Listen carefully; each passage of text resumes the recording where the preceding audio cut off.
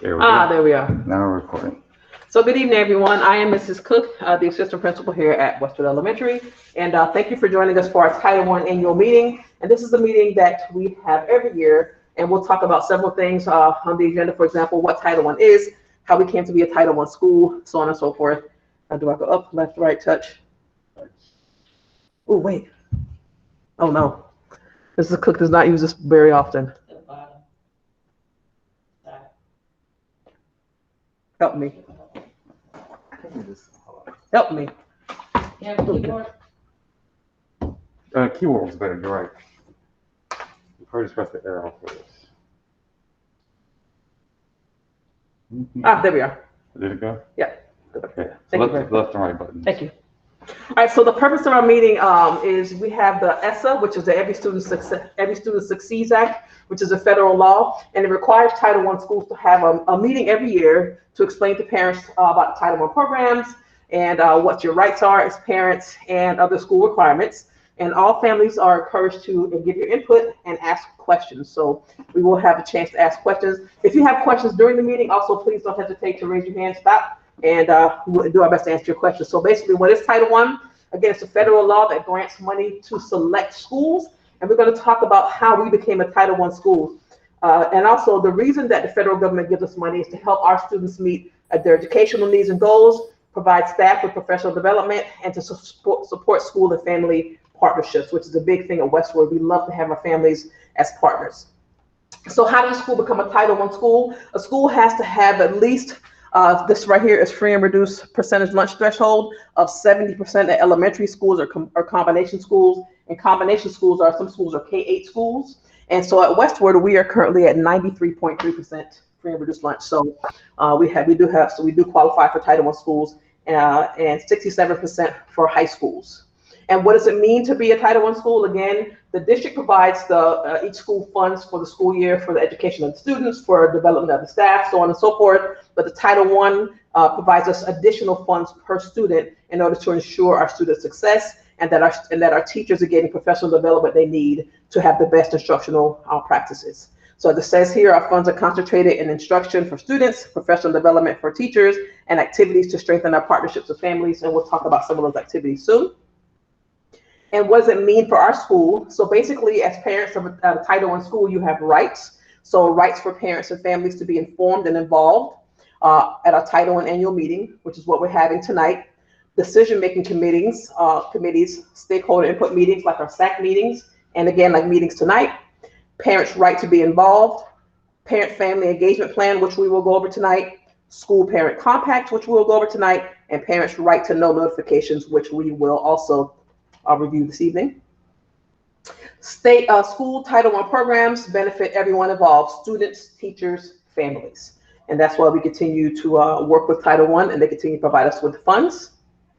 So our school plan, our school-wide plan, basically how we develop our school-wide plan, which is a plan to improve our school academically, is we use school-wide data and resources, and we create action steps to ensure that our teachers will provide the best instruction, standards-based instruction, and that our students will receive the best education possible. It's aligned with our belief that the development of each of our children is a joint partnership between home, school, and community. We talk about expected outcomes, and we also have something called the PFEP, which is the Parent Family Engagement Plan, and a summary of that is posted on our school website, and I will show you that tonight as well as part of our presentation. And then our components of building non-academic skills, which would be like social emotional learning.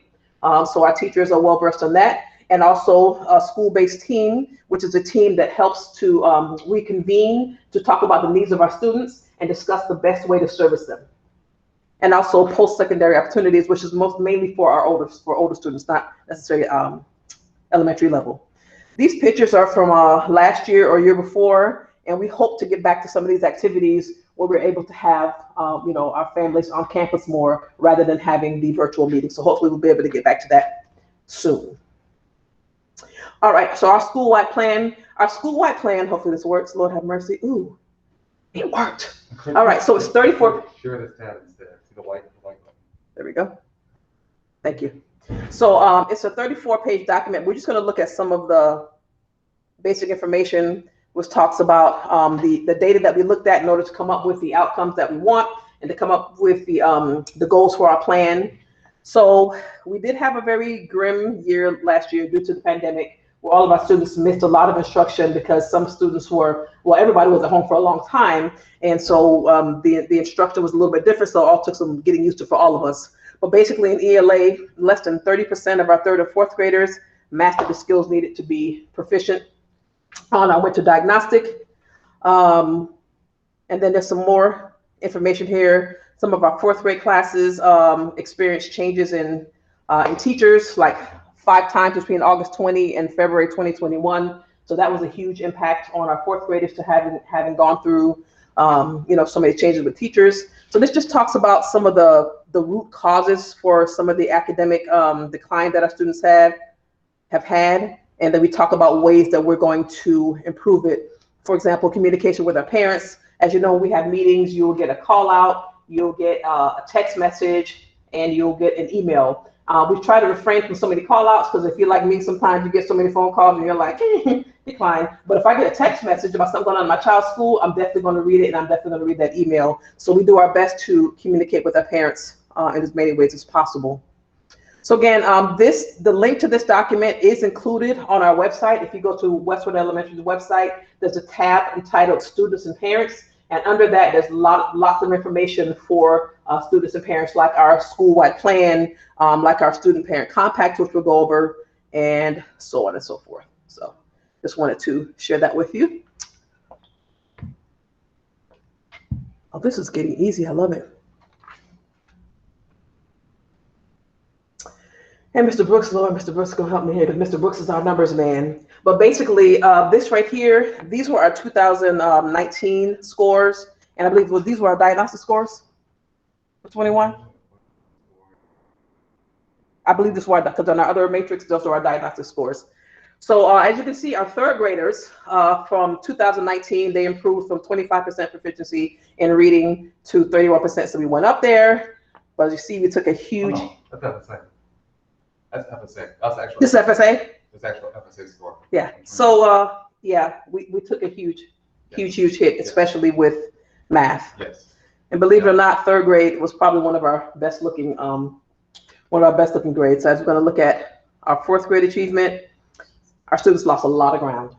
So if you look here with math, we went from 59% proficiency. I'm sorry, reading 59% proficiency to 22, a loss of 37. Math was 67, ouch, down to 15. And so a loss of 52. So we have a lot of ground to catch up on, which is good that we're a Title I school, because Title I, the reason we're a Title I school is because of free reduced lunch, but it gives us extra funds to address these deficiencies. And then with our fifth graders, again, not as huge a hit as with our fourth graders. Our fourth graders took a huge hit. 46% proficiency in reading, down to 34. Math, 56 to 34. And we always struggle with science, but I'm kind of pretty proud of that. They didn't go down too much, but that's an area that we struggle with. So we're going to address that as well using our Title I funds. And then our Title I focus. So to meet our expected outcomes, which we'll probably share at a future meeting, Mr. Brooks, because our outcomes by looking at we get our diagnostic scores. So we'll share that at future meetings. How we expect the students to perform. Teaching positions. So we do have a math coach who is Mrs. Cage sitting right back there. She's a math coach, and she also serves as a 0.5 resource teacher. So she works with, mentoring the teachers and assisting them with their instructional skills, and also working with small groups of students as well. Also, our teachers participate in professional development activities to strengthen their instructional skills and to assist them in creating rigorous standards-based lessons. We also have tutorials, which we're going to start in-school tutorials November, December? No, January, beginning of the year. As soon as you hire some people. Okay. And that's part of the problem too, is there's a shortage of bus drivers, teachers, custodians. There's also a shortage of tutors. But again, those are the programs that we are working on putting into place so that we can strengthen the academics of our students. And I'm not sure if we'll have all these programs here, but we do have some of these school supplies. And again, this is where our Title I funds go to help us with technological programs and with supplies to enhance our student learning. And these may change from year to year. To meet our expected outcomes again, parent-family engagement trainings. So again, a homeschool communication at Westward, we do believe in communicating with our parents. Sometimes I call parents so much and I'll be like, I know you're tired of hearing my voice. However, I do need to communicate this with you. We also have family and parent nights, which again, they'll probably be hybrid again this year unless things continue to improve with COVID. But we do have math science nights, we have literacy nights, and we also have data chats, which our data chats help parents to learn about their child's performance, how to read the data, how to use it to help the children improve, and with also strategies, skills, and materials to help your children improve academically as well. Also, with again, SEL is a huge thing because as we know, all of our children went through a whole lot. Adults went through a whole lot during the past year and a half, past 2 years. So we are very, very strong with our SEL components too, our social emotional learning. And to that end, we do have 3 counselors on our campus. We have our school counselor who's new to our campus, Ms. Deion Smith. We have Mr. Labor, who is our behavior health professional. And then we have Ms. Angela Larsh, who she works for an outside agency. She's called a co-located therapist, and she's here in our campus as well. So our students have a lot of support to help them with their SEL. And then professional training, again, coaches positions. We do have 2 reading coaches. We have Ms. Duval and Mrs. Russo, and we have Mrs. Cage is our math coach. All right, and our parent-family engagement again.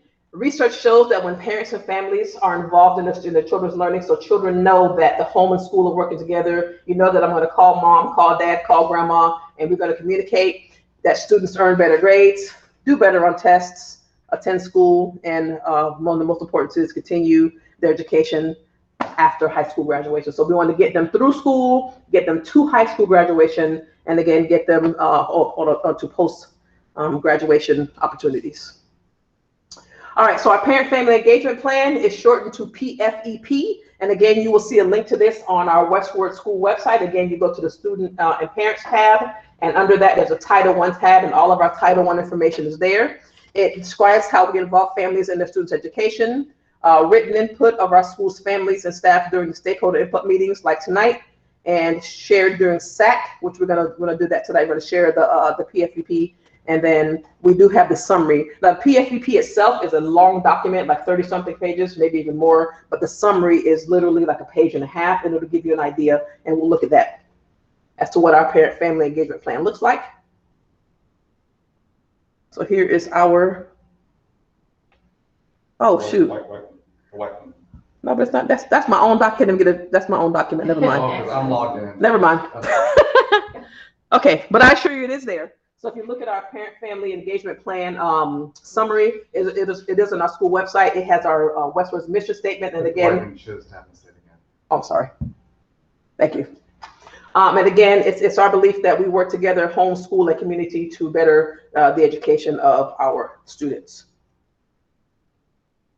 All right, parent trainings, again, we talked about those, and we will have these sometime this year. I believe we have a parent training coming up either the end of this month or November, which we will all, obviously be in contact with you about. And the dates for our data chats, literacy night, and math science night are to be determined, but you will be notified about them. And then our school parent compact, you may have seen this document come home. This is what it looked like. And I probably can't get into this either because Mr. Brooks is logged in. Ooh, it is there. Awesome. So this is our school parent compact. And what the school parent compact is, it's a document, it's an agreement as to what we as a school agree to do to enhance the learning of our students, what parents and families agree to do at home, and then even the students have responsibility. So here are some examples of what we promise to do to provide a safe environment conducive to learning, to promote a family-friendly atmosphere, to provide ongoing opportunities to share and be partners in decision-making, for our families. And again, this document went home earlier this year. And then as a parent guardian, we ask things of our parent and guardians to read to and or with their students every night, monitor TV watching, and we all know going along with that is social media, which is a huge thing with our young people, so to monitor all that. Sometimes we have parents who pick up the students early because they have different obligations, maybe a child at a different school, but we have to remember that if you pick up a child a half hour early every day, that's like, 2.5 hours worth of learning they've lost during that entire week, and you calculate that over a month, that's a lot of learning lost. And the same thing with getting students to school on time. We have a bell-to-bell schedule, so our school day begins at 8 o'clock and ends at roughly 2 o'clock. So we need students here all day, every day. And also we have what our students agree to do, to attend school regularly. And obviously at this age level, it's at the, with the assistance of their parents, to do their best on all their assignments, to obey school rules, so on and so forth. So when this document goes home, we ask that the parents to review it with their children, and then parents and children sign. And of course, we sign here as well at the school site. And again, a copy of this document is available on our website, and it's available in English and in Spanish, and also in Haitian Creole, because those are the 3 primary languages of the families on our campus.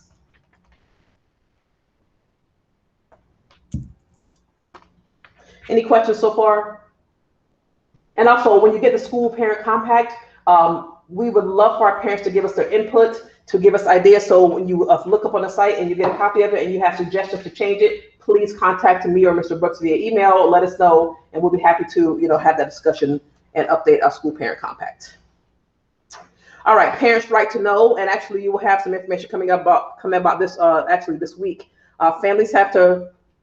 No, that's teachers out of field. Never mind. So you, as families, have the right to ask about the professional qualifications of your child's teacher. So if you want to know what credential your child's teacher has, you're welcome to contact the front office. They'll let me know, and we'll get you the information that you want. That's part of your right to know. You have the right to know if a non-teacher is providing instruction to your child, and I believe it's for 4 weeks or more. And you also get to have the right to know what the professional qualifications are, because sometimes we will have long-term substitute teachers in our classrooms, and we will make you aware of that. Again, if your child's being taught by someone for 4 more weeks who does not meet certification requirements for the grade level or subject of teaching. So sometimes teachers will be teaching out of field. We might have somebody who's certified in one area, like K through 3, and then maybe teaching a different grade level or a different subject. You do have the right to know and be informed about that as well. And you have the right to know how your child performs on state tests. For us, it will be the FSA. These other tests are for the high school level. This is EOC, and I'm not even sure what that stands for, but we definitely take the FSA. Now, this is not something that we here at Westward often have to utilize, a migrant education program. A lot of our schools out in the Glades have parents and families and students who are benefited by this program, but it basically ensures the needs of students who live in migratory families who travel from place to place for their employment, and it helps to overcome breaks in schooling, cultural language barriers, social isolation, so forth, and it also improves the educational communities of students who are migrant students by helping them succeed in regular school programs, meet challenging state academic content, so on and so forth. And remember, and our ultimate goal is to get our students graduated from high school. So not too much going on with migrant education at Westward, but if you do know of a family who is here who does migratory work, or if you yourself are in that boat, please feel free to contact Mr. Brooks or me, and we can offer some assistance to you through that program. Now, this is one that some of our families do need help with homelessness, because not a lot of people know that if you live in certain places, you are considered homeless. If you live in a shelter, obviously, but also if you live in a motel, a vehicle, or a campground, if you live on the street, which is some obvious places, in abandoned buildings, if you live doubled up with somebody, you sleep on somebody's couch, somebody's let you just have a bedroom in their house, a family could be considered homeless. And again, the school district can offer assistance to those families. And the next slide will help us understand what kind of assistance. So the program is called the McKinney-Vento the program, which is called MVP. And we help families with school supplies, uniforms, transportation, decide which is the best school for the child to attend, because our goal is to have as much consistency as possible with the child. We communicate with parents, and there's lots of other things we can help with. So if you or a family you know is experiencing homelessness, please, please, please do not hesitate to ask. And again, it's not something you have to broadcast, but come to Mr. Brooks and me, and we'll be able to provide you in the right direction. And also our school counselor, Ms. Dion Smith, can assist with that as well.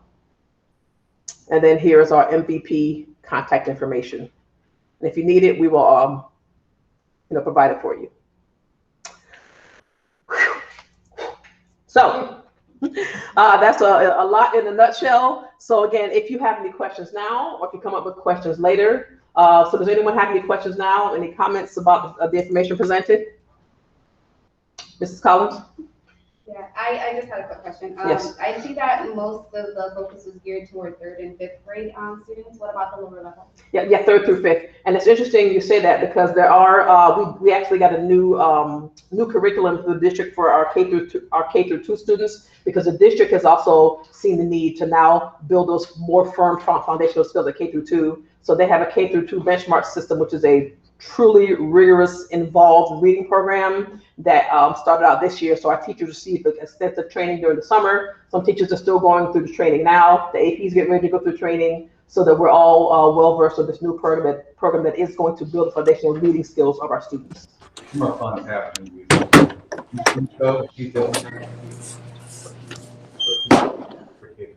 Focus on Miss Yes. I do have some questions. Well, two things happen. There's actually two new positions. Well, Ms. Russo last year did K through 5 because Ms. Duvall's out on leave last year. But with Ms. Duvall coming back, she's able to focus on 3 through 5 for reading, and Russo's focusing on K through 2. This year also, we qualify as a school, primarily because we're Title I school with certain qualifications with students who were having free-reduced lunch. We also qualify to receive extra support in terms of having an SEI person. I mentioned Ms. David, who works with 3 through 5 in terms of kids below grade level. Ms. Sims also this year works with kids who K through 2 who below grade level. We also receive another position just for K through 2 students who are struggling with reading academically. So we put something, and I'll say this as home Ms. Cook said, the district this year is now, at least what our former superintendent, they saw the need to put more focus in K through 2 because kids don't have a foundation and they're going to struggle in 3 through 5, even in middle school. I agree. So there has been a shift in attention for the first time. It's been vocalized, and for the first time, I think, over years I've been in the district, it's actually been resources and plans been put into working with K through 2 specifically more this year than any other year. That kind of fall. Is there a way for us to have access to that curriculum for K through 2? There is, well, you can always access through your child's portal. It's called Benchmark. Benchmark, okay. Benchmark, that's the new curriculum, it's called Benchmark. And so each child does have portal access to that. Okay. We're learning still on some things we can use in Benchmark for parents to help them, like how to read reports and so forth. We haven't even gotten there yet.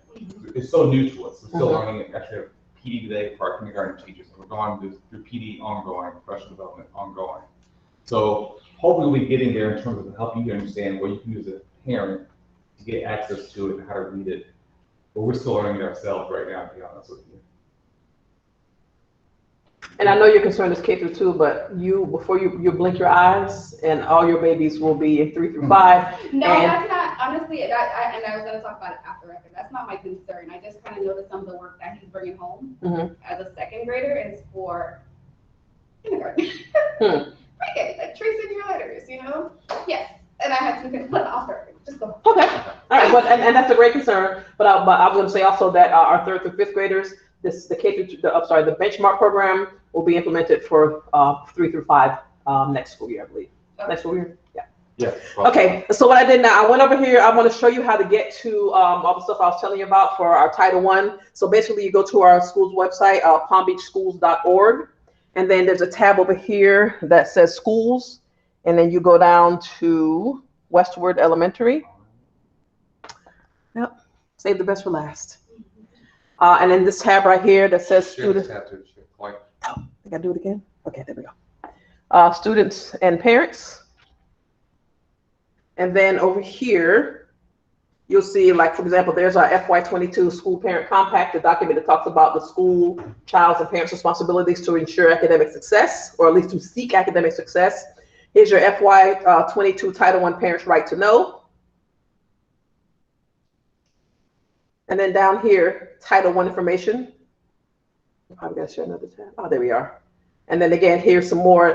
There's our FY22 Parent and Family Engagement Plan. That's the PFEP.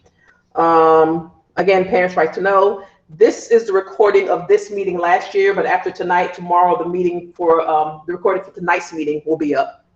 Again, annual notice of Parents' Right to Know. And this is something I really want to show you all. This is our evaluation for tonight's workshop. So if you'd be so kind as to go to the site and complete this evaluation, that would be greatly appreciated. Very, very short. Lots of yes and no questions. And then at the very bottom, you know, some fill in the blank questions. What did you like best about the workshop? What could we improve upon? How will I use? I hear somebody asking the question, I'll be right with you. I will use the materials. How will I use the materials and resources to help my child? So let me see. I'm going to go here, Mr. Brooks. What are some actions will be taking place for the third graders that are struggling with reading? Who asked that question? Who asked that question, Mr. Brooks? Shirley Mann. Mrs. Mann. Shirley Mann. You want to answer? I'm sorry, what's the question? What are some actions that will be taking place for the third graders that are struggling with reading? Mr. Wall raised your hand. Yes, so let Mr. Ball. We'll have our reading coach, Mr. Ball, answer that question. Good evening, everyone. Good evening. Mr. Ball. Our plan to help our third graders that are struggling, we have a few things in place. Mrs. Cook mentioned it earlier that we're planning on hiring academic tutors. That is a person that will be in the classroom during the small group rotation time. So that means the students will see 2 teachers technically each and every day during the reading time. If they're struggling and they meet certain criteria, then they will see Mrs. Davis as an extra resource person to help with reading. And then they also get extra reading support during the supplemental. It depends on where the students fall on the spectrum of struggling, because some students may be struggling, they just need some help, and some students that are struggling, they need a lot more help than others. So it depends where the students fall on the spectrum of like a struggling student. And I'm also there, and teachers and I, we do reteaching. So if they did not pass certain standards in PLC, which is our professional learning team meetings, we look at data and we plan reteaching lessons. So there's a lot of things in place to help students that are struggling. We try to catch it early, as quick as possible, to remediate. I hope that answered the question. Can you tell us who you are again, Ms. Duval? I'm Ms. Duval, the reading coach. I was MIA last school year, but I'm back this year. We are very, very happy to have you back on campus. Well, thank you very much. Any more questions, parents? Anyone? You're welcome, Ms. Mann. Thank you very much. And I'm sorry, Ms. Mann, if your child is in the third grade, Mrs. Cook or Mr. Brooks, if you can write my email in the chat box, I will be happy. Well, actually, I can write it too. You can email me and we can communicate. I can write it. Awesome. And Mr. Brooks, what do you put the link for? What link was that you put just now? Evaluation survey. Thank you. So Mr. Brooks just put the link for the evaluation survey in the chat box. So if you click on that link, it will literally take you probably, maybe a couple of minutes to complete that survey. The evaluation for the workshop. We appreciate your attendance tonight. And if there are no more questions, that will wrap up our Title I annual meeting. Thank you all very much for your attendance in person and virtually. Thank you for your participation. We really appreciate your input. Okay. Now, I'm not sure, as we wrap that up, are there any things we can go for PTO, Ms. Duval, in about 5 to 10 minutes? Or Yes, we only need like 5